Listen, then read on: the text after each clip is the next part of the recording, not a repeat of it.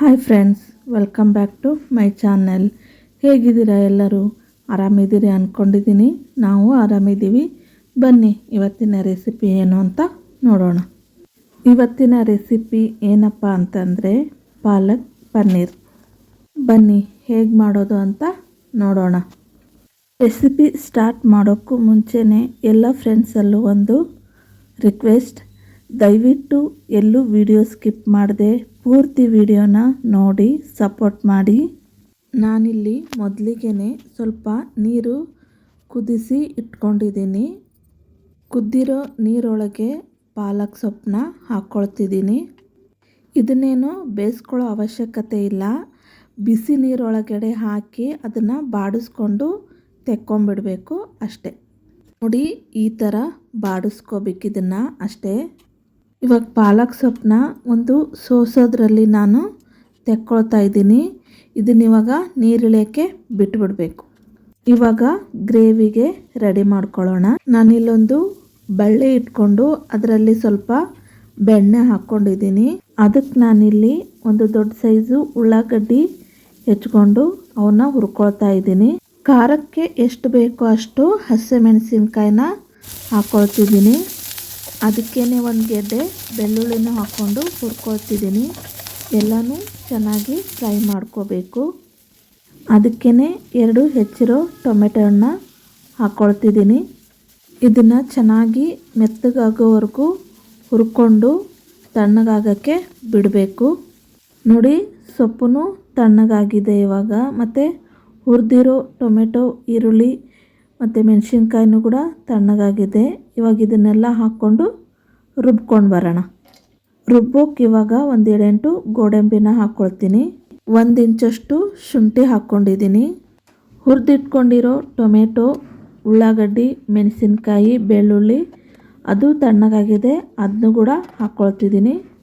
ಇವಾಗ ಬೇಯಿಸಿಟ್ಕೊಂಡಿರೋ ಪಾಲಕ್ ಸೊಪ್ಪನ್ನು ಕೂಡ ಅದರಲ್ಲೇ ಹಾಕ್ಕೊಂಡು ರುಬ್ಕೊಂಡ್ಬರ್ತೀನಿ. ನೈಸಾಗಿ ಇದನ್ನಿವಾಗ ರುಬ್ಕೊಂಡು ಬಂದಿದ್ದೀನಿ. ಪನ್ನೀರನ್ನ ಸಣ್ಣದಾಗಿ ಐಸ್ ಕ್ಯೂಬ್ನಾಗಿ ಕಟ್ ಮಾಡ್ಕೊಳ್ತೀನಿ. ನಾನಿವಾಗ ಗ್ರೇವಿ ಮಾಡ್ತಾಯಿದ್ದೀನಿ. ಒಂದು ಪ್ಯಾನ್ ಬಿಸಿಗೆ ಇಟ್ಕೊಂಡು ಅದಕ್ಕೆ ನಾನು ಬೆಣ್ಣೆ ಹಾಕ್ಕೊಂಡಿದ್ದೀನಿ. 2 ಸ್ಪೂನ್ ಬೆಣ್ಣೆ ಸ್ವಲ್ಪ ಕರಗಬೇಕು. ಬೆಣ್ಣೆ ಕರಗಿದೆ. ಇವಾಗ ರುಬ್ಬಿರೋ ಮಸಾಲೆನ ಹಾಕ್ಕೊಳ್ತೀನಿ.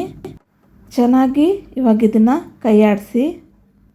ಇವಾಗ ಇದಕ್ಕೆ ನಾನು 1/2 ಸ್ಪೂನಷ್ಟು ಗರಂ ಮಸಾಲೆನ ಹಾಕ್ಕೊಳ್ತಾ ಇದ್ದೀನಿ. ಚೆನ್ನಾಗಿ ಕೈ ಆಡಿಸ್ಕೊಳ್ಳಿ. ಇವಾಗ ಇದಕ್ಕೆ 1/2 ಸ್ಪೂನ್ ಕೊತ್ತಂಬರಿ ಪುಡಿನ ಹಾಕ್ಕೊಳ್ತಾ ಇದ್ದೀನಿ. ಚೆನ್ನಾಗಿ ಕೈ ಆಡಿಸ್ಕೊಳ್ಳಿ.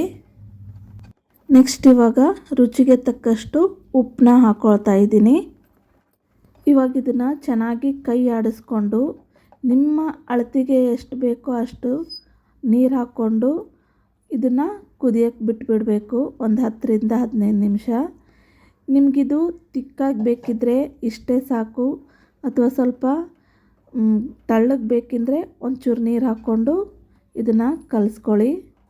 ನನಗೆ ಈ ಬ್ಯಾಟರ್ ಸ್ವಲ್ಪ ಗಟ್ಟಿ ಅನ್ನಿಸ್ತು. ಅದಕ್ಕೆ ಸ್ವಲ್ಪ ನೀರು ಹಾಕ್ಕೊಂಡು ಇದನ್ನಿವಾಗ ಕುದಿಯೋಕ್ಕೆ ಬಿಟ್ಟಿದ್ದೀನಿ. ನೋಡಿ, ಇವಾಗ ಇದು ಸಣ್ಣದಾಗಿ ಕುದೀತಾ ಇದೆ. ಇದು ಇನ್ನೂ ಒಂದು 10 ನಿಮಿಷ ಕುದೀಲಿ. ಆಮೇಲೆ ಪನ್ನೀರ್ ಹಾಕ್ಕೊಳ್ಳೋಣ. ನೋಡಿ, ಇವಾಗ ಚೆನ್ನಾಗಿ ಕುದ್ದಿದೆ. ಕಟ್ ಮಾಡಿಟ್ಕೊಂಡಿರೋ ಪನ್ನೀರನ್ನ ನಾನಿಲ್ಲಿ ಹಾಕ್ಕೊಳ್ತಿದ್ದೀನಿ. ಪನ್ನೀರ್ ಹಾಕಿದ ಮೇಲೆ ಜಾಸ್ತಿ ಕುದಿಸ್ಕೋಬಾರ್ದು. 1-2 ಕುದಿ ಕುದ್ರೆ ಸಾಕು. ನೋಡಿ, ಇವಾಗಿದು ಕುದ್ದಿದೆ. ಇವಾಗ ಇದಕ್ಕೆ ಫ್ರೆಶ್ ಕ್ರೀಮ್ನ ನಾನಿಲ್ಲಿ ಹಾಕ್ಕೊಳ್ತಾ ಇದ್ದೀನಿ. 2 ಸ್ಪೂನ್ ಹಾಕ್ಕೊಂಡ್ರೆ ಸಾಕು. ಪಾಲಕ್ ಪನ್ನೀರ್ ರೆಡಿ. ಇವಾಗ ಇದು ನಾನ್ ರೋಟಿ ಮತ್ತು ಚಪಾತಿ, ಡಬಲ್ ರೋಸ್ಟ್ ರೋಟಿ ಅದ್ರ ಜೊತೆಗೆಲ್ಲ ಚೆನ್ನಾಗಿರುತ್ತೆ. ರೈಸ್ ಜೊತೆಗೂ ಕೂಡ ಚೆನ್ನಾಗಿರುತ್ತೆ. ನಾನು ಮಾಡಿರೋ ಪಾಲಕ್ ಪನ್ನೀರ್ ನಿಮಗೆ ಇಷ್ಟ ಆಗಿದೆ ಅಂತ ಅಂದ್ಕೊಳ್ತಾ ಇದ್ದೀನಿ. ಇಷ್ಟ ಆದರೆ ಲೈಕ್ ಮಾಡಿ, ಶೇರ್ ಮಾಡಿ, ಹೇಗಿತ್ತು ಅಂತ ಕಮೆಂಟ್ ಮೂಲಕ ತಿಳಿಸಿ. ಹಾಗೆ ಸಬ್ಸ್ಕ್ರೈಬ್ ಆಗೋದನ್ನು ಮಾತ್ರ ಮರಿಬೇಡಿ. ಮತ್ತೆ ಸಿಗೋಣ ಇನ್ನೊಂದು ವಿಡಿಯೋವೊಂದಿಗೆ. Thank you for the watching. Take care. Bye.